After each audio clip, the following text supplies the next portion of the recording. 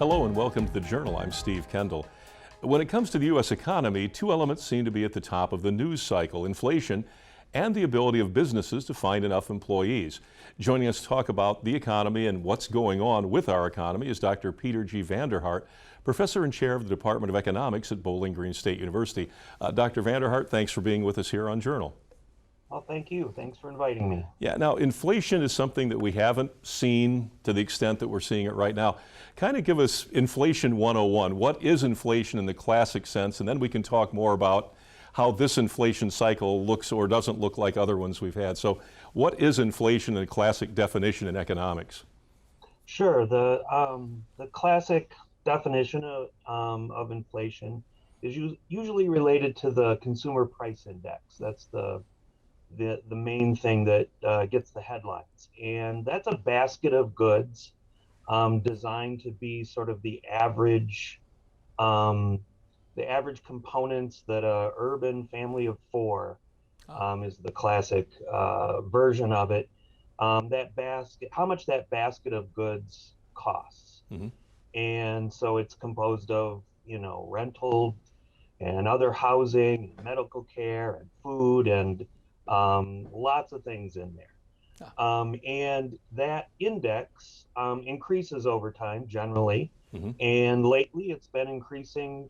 That cost of that basket has been increasing faster than it has been before. Mm-hmm.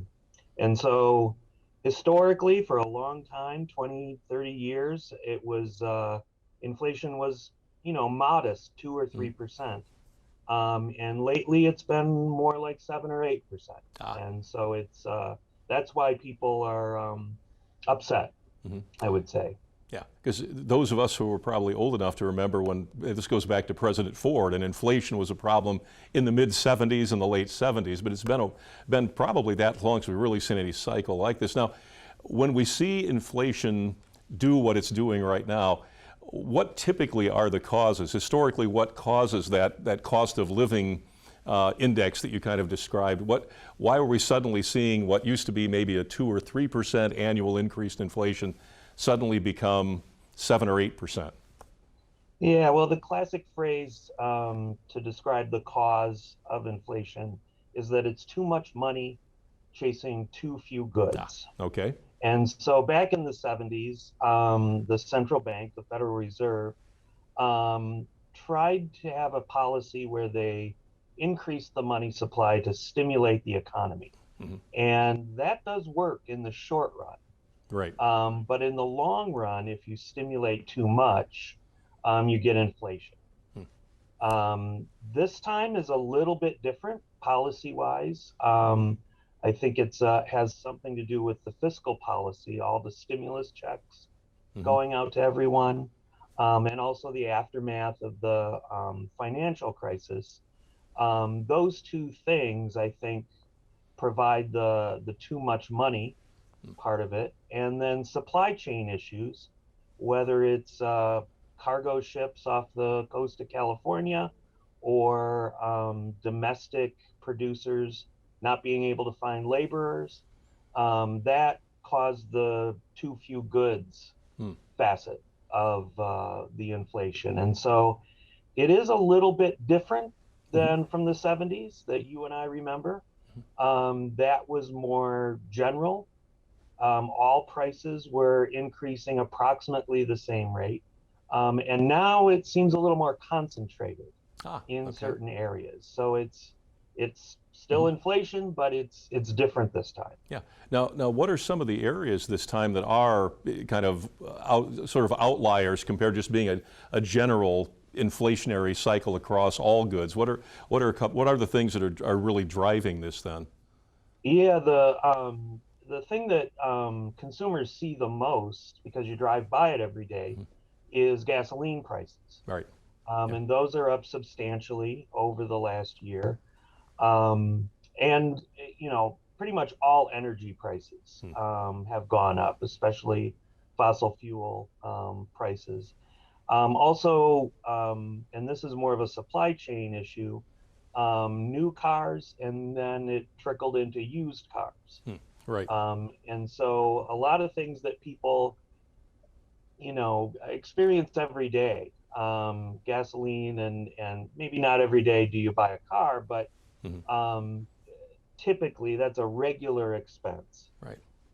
But then if you look at things like medical care and prescription drugs and airfare, pretty much all kinds of services, Mhm. haircuts, insurance, those have remained quite modest. Hmm. Those price increases have been the more typical 2%.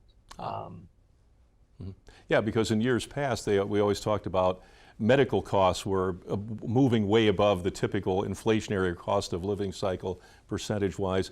Um, is a large part of this simply, I know you mentioned the fact that we've got a lot of money chasing too few goods, basically, and this is probably the result of some of the fallout from the pandemic, because that shut down a lot of things in the supply chain and people within the supply chain. So that's part of why we're seeing some of this as well? yeah, my sense is that it's the combination of um, the stimulus checks. Doesn't really create money, but it Hmm. does make that money accessible to widespread to consumers.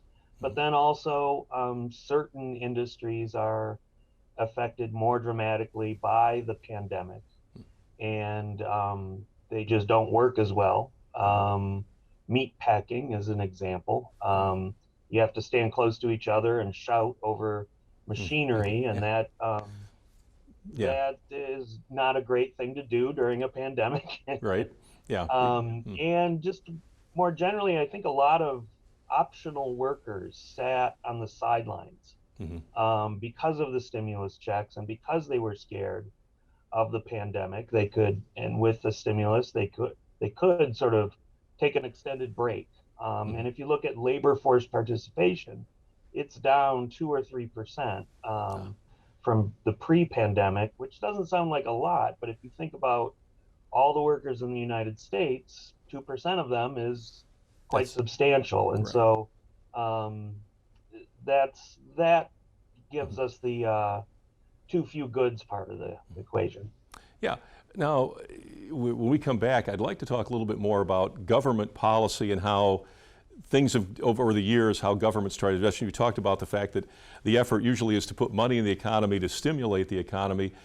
We obviously had a lot of money go into the economy, both to individuals and to governments, for that matter, government jurisdictions. So when we come back, let's talk a little about government policy, and of course, we'll probably want to touch on the Fed a little bit. You mentioned them a little bit earlier too, because they're talking about doing something with their policies with regard to interest rates and things like that. So we'll be back in just a moment. We're talking about the economy with Dr. Peter VanderHart of the Department of Economics at Bowling Green State University. Back in just a moment.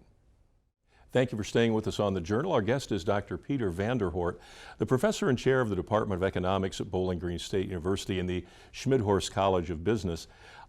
We talked a little bit in the first segment about government policy and stimulus by the government. And obviously, because of COVID, we've had several government programs that have pumped money into the economy for individuals, families, and also government jurisdictions. And that's put a lot of money into the economy. Is that kind of some of the background for this as well? Because all of that money is out there and people are trying to purchase services, buy goods. Companies who governments want to pave roads, they want to do this with that money. Is that also driving why we're seeing this inflation cycle as well? Yes, I think so. It was the package of stimulus projects that were undertaken was completely appropriate. Hmm. This unprecedented pandemic really made it better for people to just sort of hunker down and get through it. Mm-hmm. And government responding to that and providing income for those people was a very good response. The problem is undoing that response Hmm. when the pandemic, it's not gone, but it's calmed down quite a bit. Mm-hmm. The aftermath of all that stimulus means that people get used to being on the sidelines and having money. Hmm. And I think that's unwinding now. Ah. And as it unwound, you get demand pressures on goods. And so there's always a delay with government programs and the effects. And so ceasing those programs perhaps didn't come as quickly as it should. And so the stimulus may not have been needed for some period of time. And that aftermath may have contributed to the inflation problem. Yeah, and as you mentioned too in the other segment, that you did have a lot of people leaving the workforce for a number of reasons. First of all, businesses were ramped back and closed in some cases, which then of course delivered kind of a blow to the supply chain in a lot of ways. And then you have money coming in now and people want goods, but because of that disruption, as you said earlier, too many dollars chasing too few goods, and that's sort of what we have now. Traditionally, over the last, I don't know how many years, interest rates have been generally pretty low. And now I see as one of the, I guess the Fed is looking at maybe boosting interest rates to slow this inflationary cycle a little bit. Am I correct on that, or is that too simple a model that I've just described? No, that's quite right. And getting back to history in the early 80s, they really aggressively raised interest rates to something like 20% in the short run. And that's the primary way that the Fed combats inflation. And so that's why you see Jerome Powell and the other members of the Fed sort of tipping their hand a little bit and saying, hey, we're going to start raising interest rates. Don't get too excited. A lot of the effect of policy for the Federal Reserve is providing guidance about what you're going to do in the future and then following through on that. That can really affect expectations, which is probably 3/4 of the game of controlling inflation is to get people's expectations in line with what you're going to do.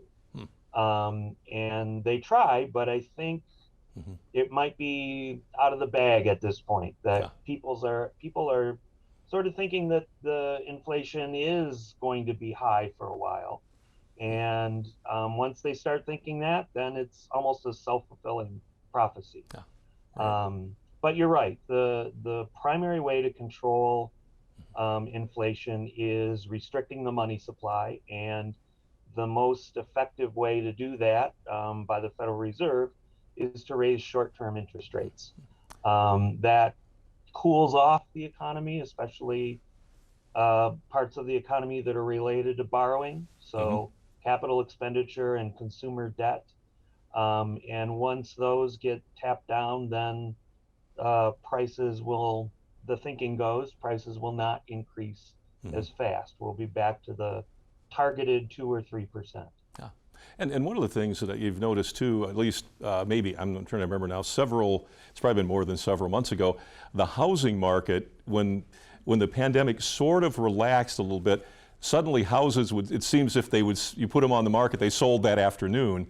Now interest rates were really low. So if interest rates are boosted up by the Fed, one of those areas that you mentioned that might be affected would probably be, you said capital expense, but if someone went to look at a house, suddenly the interest rate they thought was maybe going to be 2.75, let's say now is 3.5 because of the increase in interest rates. So that, as you said, will cool the economy, that part of the economy, which may or may not be a good thing, I guess. Yeah, that's right. I think housing is an interesting sector to look at because, first of all, interest rates were historically low, the nominal rates near zero. So mortgage rates, I think, were below 3 at one point. Yeah. And that's unprecedented, I think. And if you think about it, if inflation is 7%, but you're only paying 3% on your mortgage, that's effectively a negative real rate. Right? You're borrowing money and then paying it back with inflated money. And so that's a very good deal. And that combined with the fact that people were spending more time at home, like I am in my Mm-hmm. basement doing a TV interview. I think the demand for the houses really spiked, and not surprisingly, that showed up in the prices pretty Mm-hmm. quickly. Right. Yeah, because it seemed as if within like a few weeks, people caught on, oh, I can actually ask more for my house. Things were turning over so quickly. It was interesting. And I know that people who were trying to get in before the Fed now or before interest rates do creep back up are trying to get mortgages in the books and locked down before that increase takes place. Yeah, and it's interesting when you talk about the fact you're paying back money with inflated dollars, so it's for the buyer or the person who's paying back the mortgage, it's a good deal at this point anyway. So That's right. one of the things that we come back, and I don't want to inject politics in this, but of course I've seen political ads, and this is more workforce related, but I've seen some candidates saying immigration, immigrants are coming to take your jobs at a time when it seems as if we don't have enough people to fill the jobs that we have. But so we come back, let's talk about some other government policies that also may or may not impact our economy, or at least the people's perception of how they impact our economy. Back in just a moment with Dr. Peter VanderHart of Bowling Green State University on the Journal. Dr. VanderHart, thank you for again being with us here on the Journal. We're talking about the economy. One of the things I see, and I know you don't want to politicize this, but I see candidates for us talking about immigration and how immigrants will come to take your jobs, which I find a little bit ironic given that we have jobs that are going for the asking. How much does immigration policy affect various parts of our economy? And I know that tech for a while, they still continue to bring people from other countries who are qualified for tech jobs that we can't fill in this country. So talk a little briefly about immigration and its part of this grand scheme of our economy. Yeah, I think the issues of immigration are, like you said, overly politicized. I believe um, there are jobs that go unfilled Mm-hmm. with domestic applicants, and to the extent that those can be filled by qualified immigrants, I think immigration's a good thing. Mm-hmm. In fact, if we didn't have immigration, the population of the U.S. would be shrinking Right. right now. And I think a certain amount of immigration, the right kind of immigration, Mm-hmm. if you will, is a tremendous benefit to an economy. You can get some skills that you perhaps didn't develop yourself, and that can strengthen the production side of the economy. I don't think anybody advocates for illegal immigration, Sure. Mm-hmm. Right. where probably those people work under the table. Mm-hmm. They're not really part of the main economy. There's an issue about those jobs Mm-hmm. being unfilled too, but that's probably not the kind of immigration that is Mm-hmm. most helpful to an economy. Right. Um, Mm-hmm. so I'll leave it at Yeah, that. and you know we've talked earlier too about the fact that because we have a lot of job openings, people have become more selective about going back to work, or if they currently have a position, they're much more able to move to what they believe is going to be a better job or a better set of working conditions or a better balance of life, that sort of thing. So do we think we'll ever shake that back out? I mean, is this sort of what we're going to be in now? I mean, I know there's no way to predict. Is this like something that's going to keep going for years before we get back to what we used to call normal? If there ever was such a normal was always what was going on at the moment. But this is a different twist than we've seen before historically. Yeah, and I would say that many labor Mm-hmm. economists, like the new Ah. situation. It really gives workers more power Mm-hmm. to demand higher wages, which is a good thing, Mm-hmm. because that translates into higher incomes for workers, but also better working conditions, Right. safety, and other rewarding things about a job that are not per se the pay. Mm-hmm.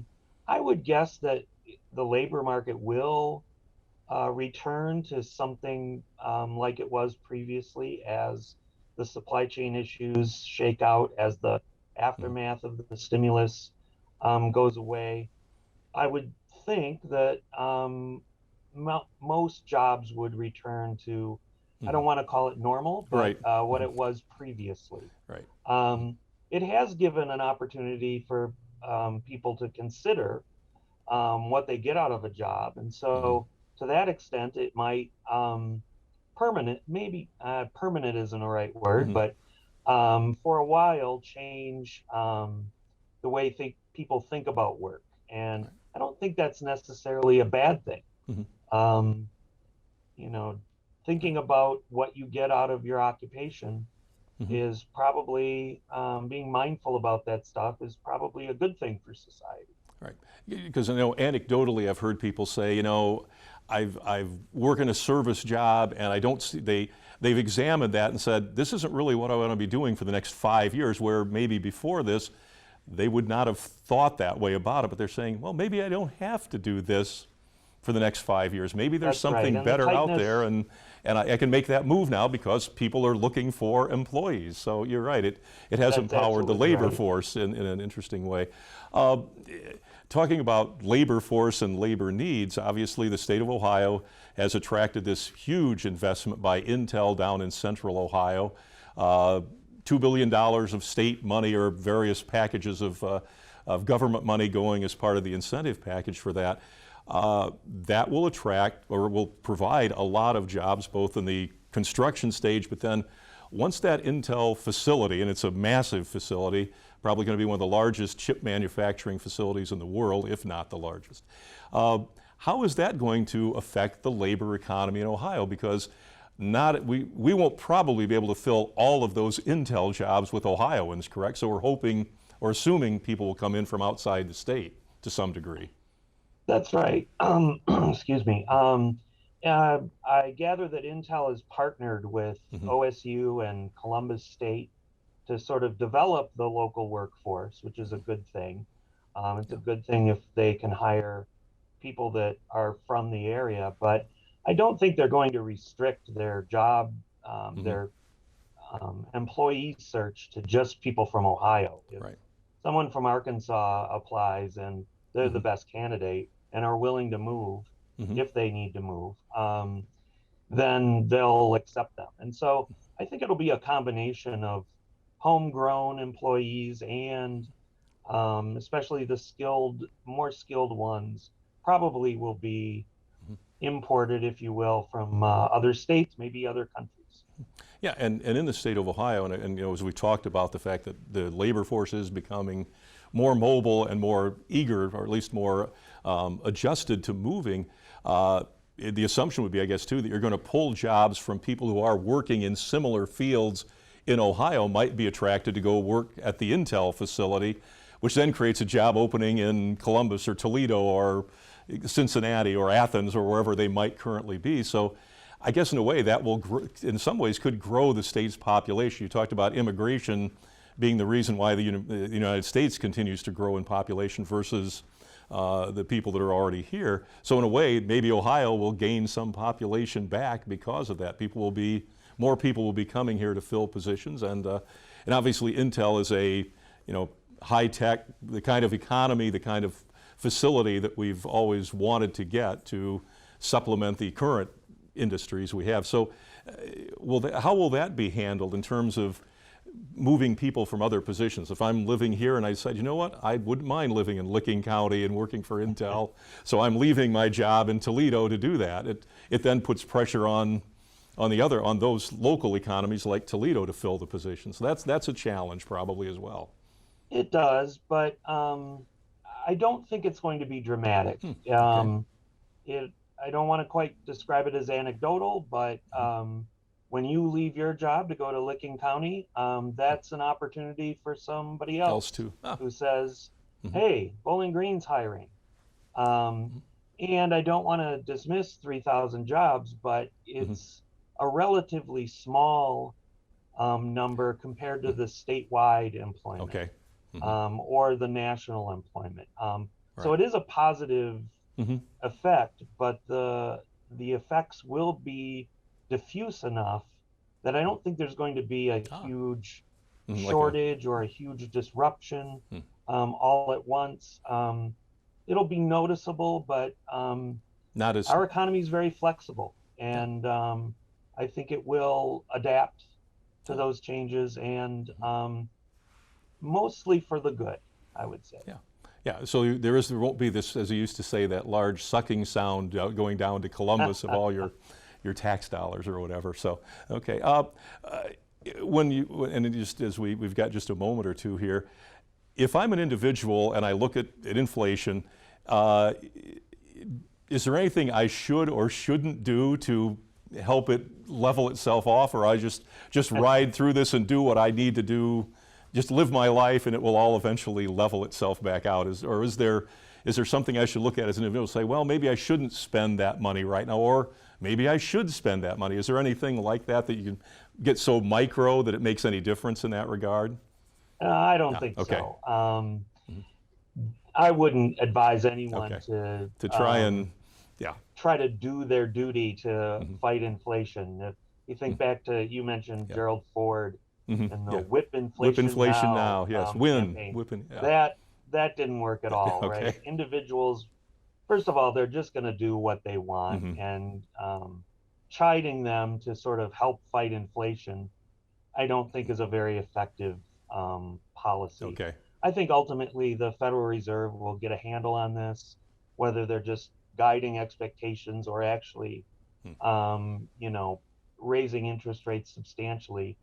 And, there's a debate about whether it's transitory or permanent. And I think economists think of transitory as longer lasting than most people do. We think of it in terms of maybe multiple years. And ordinary consumers think, well, it's more than a month, so it's not transitory. But I would say in a couple of years, that'll settle down, and it won't require individuals to make conscious efforts decisions like that. Fight inflation. Okay. Well, we'll leave it there, and maybe in a couple of months, 3 months or so, we'll have you come back and we'll see what's changed in that terrain with regard to the economy. If you play the old tapes, I might look bad. Okay. No way. Appreciate it. Dr. Peter VanderHart, the professor and chair in the Department of Economics at Bowling Green State University. Thank you again. You can check us out at WBGU.org, and of course you can watch us every Thursday night at 8 o'clock on WBGU PBS. We will see you again next time. Good night and good luck.